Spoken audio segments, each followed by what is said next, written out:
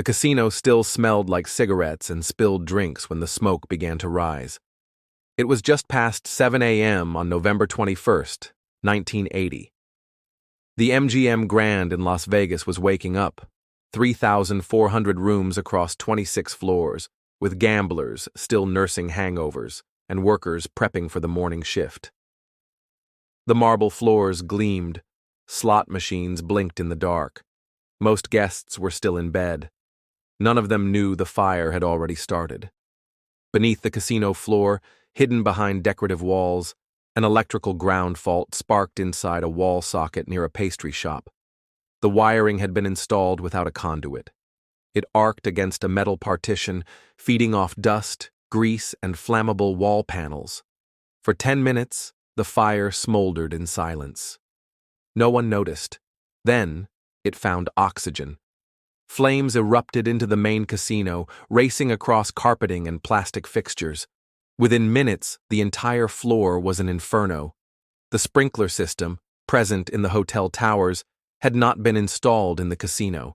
There had been no fire alarm in the area where the flames broke out, no automatic suppression, no early warning.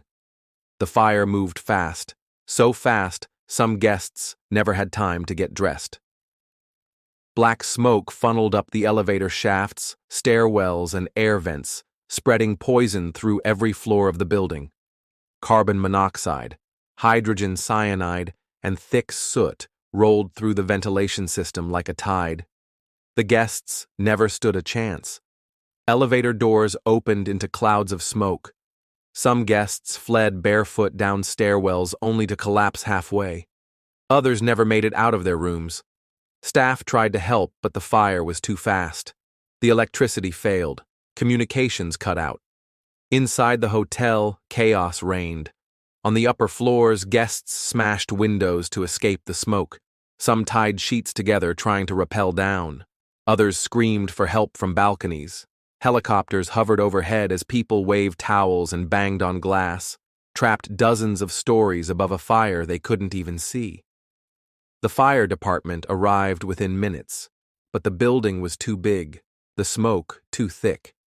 Firefighters crawled through pitch-black hallways with no visibility, no working lights, and no idea where the victims were. They found bodies slumped in stairwells, in hallways, in beds. Some still had phones clutched in their hands, trying to call the front desk as the smoke took them. When it was finally over, 85 people were dead, more than 650 injured.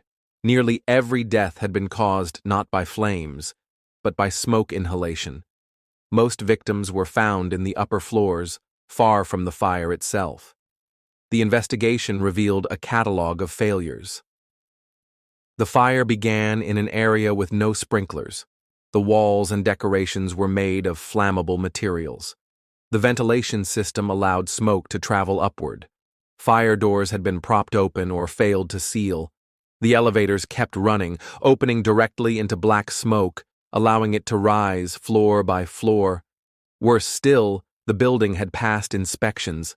Fire marshals had warned about the lack of sprinklers months earlier, but those concerns were dismissed as unnecessary. The hotel had pushed back, citing cost and aesthetics, and the building codes at the time allowed them to do so. There had been no law requiring full sprinkler coverage, just a recommendation. The tragedy stunned Las Vegas and changed fire codes across the country. Sprinkler systems became mandatory in all high-rise hotels.